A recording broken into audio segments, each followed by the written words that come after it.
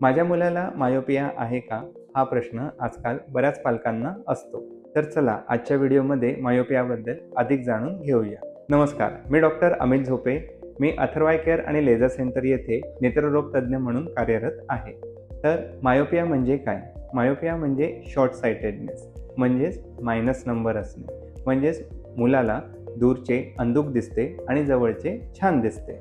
Myopia वयोमानानुसार वाढू शकतो, म्हणून तुमच्या मुलाला मायोपिया आहे की नाही हे योग्य वेळी ओळखणे अत्यंत गरजेचे आहे.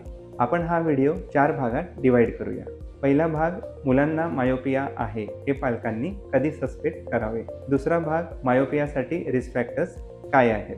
तिसरा भाग, मायोपियासाठी ट्रीटमेंट ऑप्शन्स काय आहेत. चौथा भाग, मायोपिया प्रिव्हेंट करण्यासाठी आपण काय करू शकतो. तर मुलांना मायोपिया आहे हे पालकांनी कधी सस्पेक्ट करावे. जर टी व्ही बघताना मुलगा टी व्हीच्या खूप जवळ जात असेल तर, शाळेमध्ये दुरून बोर्डवरचे दिसत नसेल तर, सतत हेडेक होत असतील तर टी व्ही किंवा दूरची गोष्ट बघताना मुलगा डोळे स्क्वीज करत असेल तर, आणि जर नोट्स कॉपी करत असताना सारख्या चुका होत असतील तर. आता आपण बघूया की मायोपियासाठी रिस्क फॅक्टर्स काय आहेत.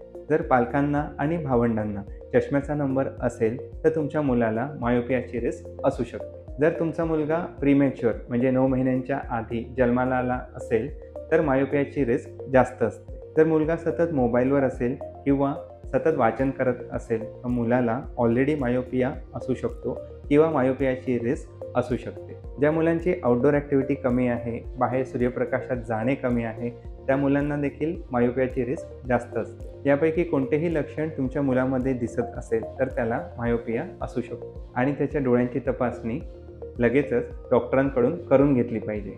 आता मायोपियासाठी ट्रीटमेंट ऑप्शन्स काय आहेत आणि त्याला प्रिव्हेंट करण्यासाठी आपल्याकडे काय उपाययोजना आहेत ते आपण पुढच्या रीलमध्ये बघूया.